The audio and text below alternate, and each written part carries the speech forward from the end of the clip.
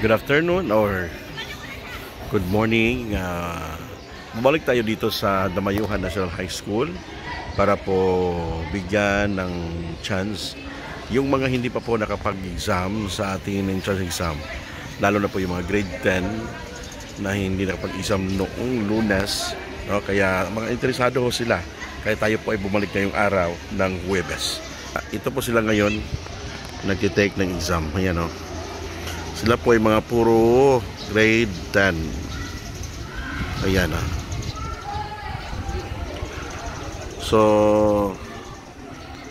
ang panahon ngayon dito sa Magsaysay Oriental ay medyo makulimlim. Hindi siya masyadong mainit. Parang gustong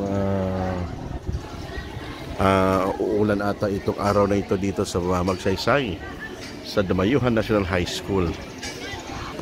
Kaya yung mga estudyante natin na binigyan natin ng pansin at binigyan natin ng pagkakataong makapag-exam sila sa entrance exam sa ating seminary.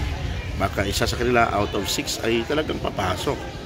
O kung lahat po sila makapasa at gustong pumasok, ay pwede pong pumasok para dumami at maging puno ulit ang seminary ng Clarence City of St. Paul, Marikina City, Metro Manila.